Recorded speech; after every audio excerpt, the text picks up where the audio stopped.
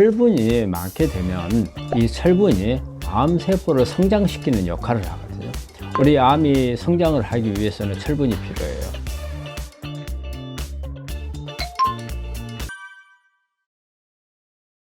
붉은 고기가 이제 암 환자한테 영향을 주는 부분을, 왜 우리가 이제 붉은 고기를 이야기를 하냐면, 이 붉은색 자체가 철분을 말하는 겁니다. 철분이 많게 되면 이 철분이 암세포를 성장시키는 역할을 하거든요.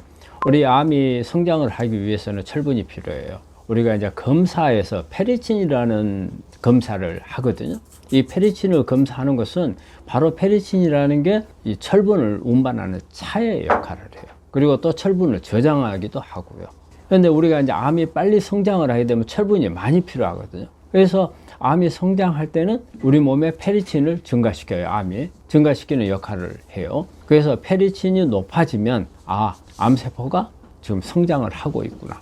그리고 페리친이 높아지면은 철분이 많이 이렇게 필요를 하는구나, 이런 부분이 되는데, 이때 붉은색 고기를 먹게 되면 암세포에 철분을 공급을 해주는 이런 역할을 하게 돼서 오히려 암을 성장하는 데 도와주는 부분이 되거든요. 근데 이제 반면에 이제 또 이런 게 있어요. 우리 되게 암 환자분들이 빈혈이 상당히 많거든요. 수술을 하거나 항암을 하면은 빈혈이 많아서 이런 부분들을 보충해 주는데 도움이 되지 않느냐, 이런 경우도 있는데, 되게 암이 성장을 하게 되면 우선 암이 먼저 가져간다고 봐야 되겠죠. 철분을 많이 공급했을 때는 정상세포가 필요한 것도 있겠지만 암세포가 너무 많이 가져가니까 그런 부분들에서 붉은색 고기는 그렇게 바람직하지 못하고, 또 되게 붉은색 고기들이 우리 양식하거나 사육하는 경우가 많아요. 양식하거나 사육하는 경우에는 뭐 단순히 붉은색 뿐이 아니고 여기에는 항생제라든지 그 다음에 성장 호르몬이라든지 육류계통에서는 포화지방산이 많아서 어떻게 보면 오히려 정상세포에는 염증을 또 유발할 수 있는 이런 부분들을 만들 수가 있거든요. 그래서 붉은색 고기, 특히 보면 이제 우리 소고기, 돼지고기, 이런 부분들 붉은색은 다 이 철분, 혈액 속에 가지고 있는 철분들이 포함되어 있기 때문에 그렇거든요. 그래서 가능한 붉은색 고기는 피하는 게 좋다고 생각을 합니다. 생선도 무조건 모든 생선이 다 해당되는 게 아니고요. 우리가 일반적으로 암 환자한테 도움이 되는 생선들은 사이즈로 일단은 보는 게 좋다고 생각을 해요. 그래서 대개 한 30cm 이하의 생선. 그럼 왜 30cm를 기준으로 하느냐? 수명이죠, 수명. 이게 작은 생선일수록 바닷속에서 오랫동안 살지 않았다는 거예요. 그렇게 되면 우리 바닷속에 오염되어 있는 예를 들어 중금속 같은 게 살면서 축적이 되는데, 30cm 이하의 생선들은 생존한 기간이 짧기 때문에 이런 중금속에 대한 감염이 됐을 그럴 가능성이 낮고, 이 안에는 단백질이라든지 어떤 오메가3와 같은 좋은 지방들을 많이 가지고 있고, 또 비타민 D도 많이 가지고 있고, 그리고 대개 생선들은 어떻게 보면은 붉은색은 아니잖아요. 붉은색이 아닌 것은 생선을 요리할 때 거의 피가 다 빠지는 거거든요. 그래서 흰색이 많잖아요. 붉은색 고기가 아니고 오히려 이런 좋은 점들이 있을 수 있어요. 그렇지만 너무 많이 먹는 것은 또 다른 어떤 칼로리 문제라든지 다양한 부분들을 이야기할 수 있기 때문에, 저는 보통 생선을 한 일주일에 한 2번에서 3번 정도 이렇게 섭취하는 것으로 권하고 있습니다. 암 환자들한테 생선에 대해서 이제 이야기를 이제 하는데, 일단은 생선을 다른 육류보다는 생선을 권해요. 생선을 권하는데, 일단 생선을 권할 때는 저는 항상 기준을 줘요. 너무 큰 생선, 사이즈가 큰 거, 그 다음에 이 오래 산 생선, 이런 부분들은 좀 피하라고 그래요. 왜냐하면 저는 가장 큰 기준을 이 중금속으로 봐요. 그래서 우리 사이즈가 크고 수명이 긴 생선들은 중금속이 많이 함유되어 있을 가능성이 많아요. 그래서 특히 이제 수은 같은 경우를 우리가 이제 많이 보는데, 의외로 이렇게 바닷가에 사는 사람들이 보면은 모발 검사를 해보면 수은 농도가 높아요. 그 수은 농도가 높다는 것은 대부분 다 생선에서 들어오는 거란 말이에요. 그리고 또 회를 좋아하는 사람들. 그래서 생선은 아주 먹지 말라고는 안 해요. 그 육류보다는 생선을 좀 권하는 편이고, 그래서 보통 저는 일주일에 한 2번에서 한 3번 정도 이렇게 생선을 먹는 게 좋다고 하고, 그 다음에 기준은 우리가 일반적으로 30cm 이하의 생선을 저는 권해요. 특히 이제 고등어라든지 꽁치라든지 조기, 특히 이제 고등어나 꽁치 같은 경우는 등푸른 생선이잖아요. 그래서 오메가3도 많이 함유되어 있고 또 비타민 D도 많이 들어있죠. 그래서 이제 그런 생선이라든지 아니면 이제 그리고 우리 해산물, 조개를, 폐류 이런 부분들도 나쁘지는 않다고 봐요. 그래서 생선류는 보통 저는 일주일에 한 두세 번 정도는 섭취하는 것을 권하고, 그리고 우리가 동물성 단백질을 섭취하는 그걸로서는 육류보다는 생선이 낫다, 그렇게 생각을 합니다. 이게 그 붉은색 고기들이 어떻게 보면 우리 환자들이 암에 걸리기 전에 제일 좋아했던 단백질 섭취원이잖아요. 근데 이제 암에 걸리고 나면 제일 이제 문제가 이제 이 붉은색 고기들이에요. 소고기, 뭐 돼지고기, 또 이제 생선 중에서는 뭐 연어, 참치, 뭐 이런 부분들이 칼라가 있는 부분이잖아요. 근데 이 부분이 되게 붉은색이 철분이에요. 그래서 철분은 암을 키우는 역할을 하거든요. 우리 암세포가 좋아하는 것 중에 보면은 암세포가 포도당이 있어야 크잖아요. 그 다음에 글루타민, 이게 단백질이거든요. 단백질 중에서 아미노산 중에서 글루타민, 그 다음에 철분이에요. 예, 근데 철분이 바로 색깔이 붉은색이잖아요. 그래서 붉은색 고기를 먹어야 되느냐 말아야 되느냐 하는 부분에서 저는 붉은색 고기는 아니라고 생각을 하고, 또 되게 붉은색 고기 속에는 이 철분뿐이 아니고 여러 가지 문제점이 있는 부분들이 있어요. 첫째는 뭐냐면 붉은색 고기들을 되게 사육을 하면서 키우거든요.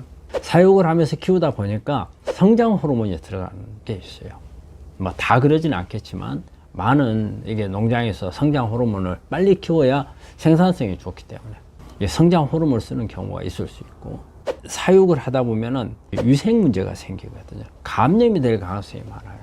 그래서 또 여기에는 항생제를 쓸 수가 있고, 그리고 되게 사육하는 것은, 이게 방목하는 것은 자연에 있는 풀을 뜯어먹기 때문에 우리가 그 어떤 GMO라든지 이런 부분들이 별로 없겠지만, 사실은 사육을 하다 보면은 우리가 수입한 어떤 옥수수라든지 또 이제 우리 이제 가을에 뭐 볏짚이라든지 이런 부분들을 사용하지만, 잘못하면은 GMO 농산물을 사료로 쓰는 경우가 있거든요. 그래서 이제 이런 부분들이 있고, 또 우리가 육류라든지 이런 부분 속에는 동물이기 때문에, 동물이다 보니까 염증성 사이토카인이라는 것이 이런 부분들이 같이 있을 수가 있거든요. 그래서 이런 부분들은 다 암을 악화시킬 수 있는 요인으로 작용을 할 수가 있어요. 암에 큰 도움이 안 되거든요. 그래서 우리가 그렇지만 이제 단백질 원으로서 이제 항상 우리 환자들이 잘 먹어야 된다고 할 때 제일 먼저 생각하는 게 그 부분이라면 육류란 말이에요. 근데 가능한 한 육류는 우리가 단백질 원으로서 피하는 게 좋고, 그러면 어떤 부분을 바꿔줘야 되느냐? 저는 일단은 채식성으로 콩을 가장 권해요. 콩이 아주 그 단백질이 많거든요.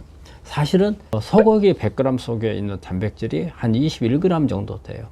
콩 100g 속에 있는 단백질은 26g이에요. 훨씬 단백질이 많아요. 단지 식물성 단백질은 이 안에 동물성 아미노산이 별로 없기 때문에, 이 동물성 아미노산이 우리한테 주는 기분이 있어요.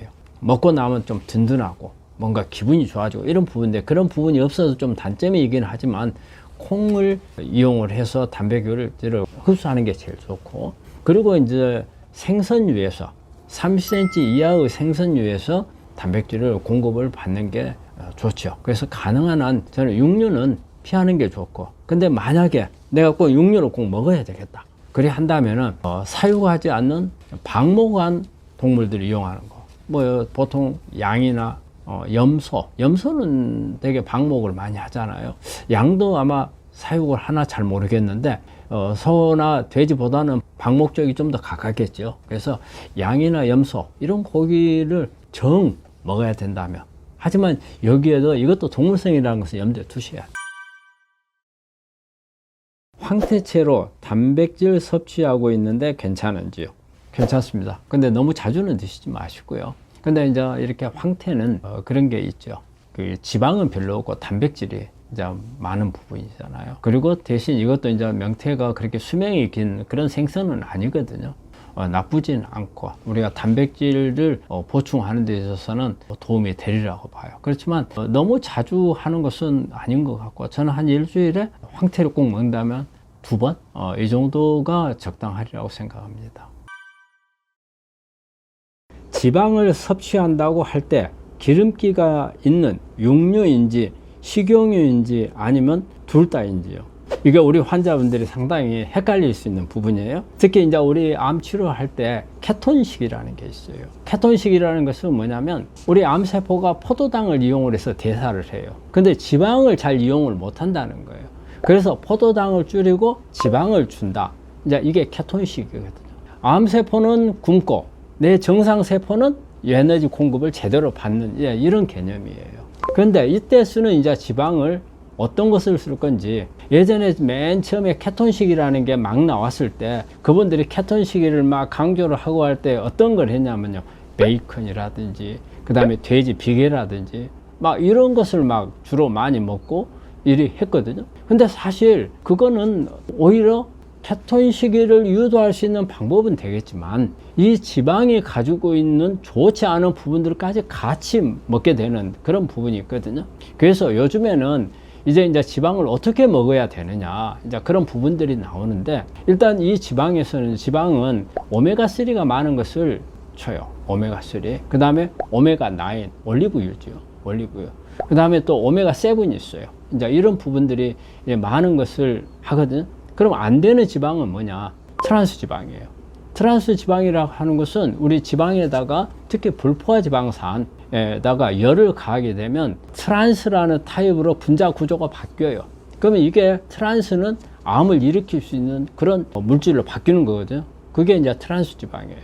그래서 트란스 지방은 되게 튀김, 그 다음에 전, 마가린이라든지 이런 부분들에 이런 트란스 지방이 많이 있거든요. 트란스 지방이 좋지 않은 거고요. 그리고 우리가 이제 가공육 속에 있는 지방들, 이런 부분들이 좋은 게 아니고, 그리고 또 우리가 의외로 식용유가 되게 오메가6거든요. 오메가6는 오메가3하고 오메가6가 우리 몸 안에 세포 구성 주성분들이에요. 그런데 오메가6가 많을수록 세포 염증이 많이 생겨요.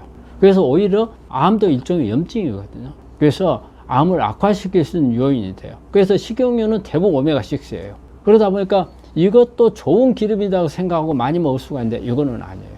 오메가3는 되게 아마씨라든지 들깨라든지 이런 데 있는 게 있고요. 그리고 또 하나 제가 우리 환자들한테 권하고 싶은 게, 우리가 의외의 것이 하나 있어요.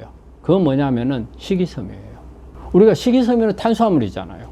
탄수화물이고 어때요? 몸에 내 효소를 가지고 분해되지 않는 이런 부분들이거든요. 근데 식이섬유가 의외로 지방을 높이는 효과가 있어요. 우리가 식이섬유를 먹게 되면 우리 장 안에 있는 미생물들, 특히 유익균들이, 좋은 균들이 이거를 단순 지방산이라는 걸로 바꿔요. 그래서 뷰티릭산이나 뭐 프로피오네이트라든지 이런 부분들을 바꾸거든요. 근데 특히 이 중에서 뷰티릭산은 암이 있는 사람들한테는 이 H닥이라는 암을 줄기세포 쪽으로 바꿔가는 이 유전자를 꺼주는 효과가 있어요. 그리고 이 뷰티릭산이 우리 몸 안에 들어와서 이게 단수 지방산이에요. 이게 지방이란 말이에요. 그래서 에너지로 쓸 수 있게끔 하는 거예요. 그래서 이거를 바로 식이섬유가 일종의 지방산으로 작용을 할 수가 있어요. 우리가 그것을 이것만 생각하는 게 아니고, 우리가 이게 탄수화물 같은 거 많이 먹으면 고지혈증이 많이 올라간다는 것을 알고 있잖아요. 중성지방이 많이 올라간다는 것은 아마 여러분들이 많이 들어봤을 거예요. 그래서 우리가 탄수화물이 지방으로 바뀝니다. 그런데 우리가 중성지방으로 바뀌면 별로 좋은 게 없어요. 그렇기 때문에 탄수화물은 암세포가 그대로 에너지를 쓰기도 하지만 또 남았을 경우에 중성지방으로 하기 때문에 좋은 건 아닌데, 오히려 이렇게 식이섬유는 오히려 우리 몸 안에서 뷰티릭산이라는 암도 억제하고 좋은 지방 에너지원이 될 수가 있거든요. 그래서 식이섬유를 많이 먹는 것도 일종의 지방을 많이 먹는 개념하고 비슷해요. 그러면서 식이섬유는 또 어때요? 내 장을 좋게 해주고, 좋은 미생물들이 클 수 있는 환경을 만들어주고, 그리고 배변을 또 좋게 해주는 그런 기능, 그 다음에 발암물질들을 같이 끌고 나가게끔 하는 그런 부분들로 지방을 구성을 하셔야 됩니다. 그래서 우리가 여기서 말하는 그런 지방들보다는 방금 제가 이야기했듯이 오메가3가 많은 것, 그리고 식이섬유 같은 것을 많이 섭취를 하게 되면 이게 바로 좋은 지방을 높이는 방법입니다.